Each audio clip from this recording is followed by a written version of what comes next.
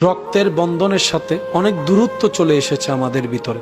আজকাল কেউ কারো বাড়িতে তেমন যাওয়া আসা, আর যাবেই বা কেমনে?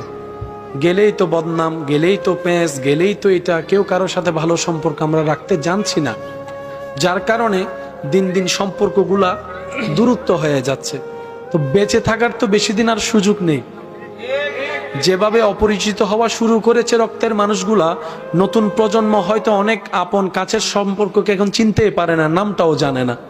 তা আমরা অনুরোধ রাখবো, যতটুক সম্ভব হয় আল্লাহর রেজার জন্য, আল্লাহর সন্তুষ্টির জন্য আপনি আপনার জায়গা থেকে অতটুক মেনটেন করে সবার সাথে যোগাযোগ সম্পর্ক রাখার চেষ্টা করেন। হ্যাঁ, আপনার সেই সম্পর্ক রাখাকে কেউ যদি দুর্বলতা মনে করে, অন্যভাবে দেখে, মূল্যায়ন না করে, সেটা তার খোদাকে সে জবাব দিবে। আপনি রবের কাছে ক্লিয়ার থাকবেন। আল্লাহ তাআলা আমাদের সবাইকে বুঝার তৌফিক দান করুক। জীবনে যাই আসুক, যেমনই ঘটুক, মন মতো হোক আর না হোক, রবের প্রতি কখনো নারাজি না রাখা। দিলেও আলহামদুলিল্লাহ, না দিলে ডবল আলহামদুলিল্লাহ বলার মতো একটা মন রাখা। জীবন সুন্দর করে দিবেন কে? আরো জোরে বলেন কে? একটা কথা সর্বদা মাথায় রাখবেন, যা আপনার আমার নিয়ন্ত্রণে নাই তা নিয়ে বেশি ভাবার দরকার নেই। সাজালাম একটা অনুষ্ঠান আমরা, এখন যদি বৃষ্টি আছে, কার সাধ্য আছে ভলিউমের মতো বৃষ্টি কমানো? কারো কোনো ক্ষমতা? মন খারাপ করলে কি বৃষ্টি আসা বন্ধ হয়ে যাবে? তো যে জিনিসটা আপনার আমার কন্ট্রোলে নাই, এই জিনিসগুলা নিয়ে কখনো ভাবার, টেনশন করার দরকারই নেই। তো করবোটা কি?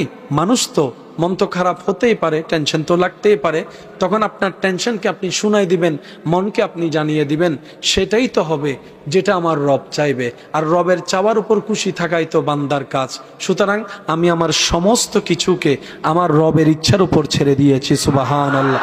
আমি আমার রবের মর্জির উপর ছেড়ে দিয়েছি, কারণ আমার যা আছে আমি ভাবছি আমার, তাহলে সবগুলাই তো আমার রবের। এমনকি আমার দেহে যা আছে সেটাও আমার রবের। আমি যে রু নিয়ে বেঁচে আছি সেটাও তো আমার রবের। বলেন না সুবহানাল্লাহ। আমি, আমার, আমাদের বলতে মূলত আসলে কোনো কিছু, সবকিছু হচ্ছে আল্লাহর দেওয়া আমানত। সেজন্য আপনার হাত আপনি চাইলে পারবেন না। আপনি চাইলে রাগ করে, ক্ষোভ নিয়ে কোনো কিছুর কারণে আপনার শরীর আপনি আঘাত করতে পারবেন না, কারণ আপনার যে হাত আপনি বহন করছেন সেটা আল্লাহর দেওয়া আমানত।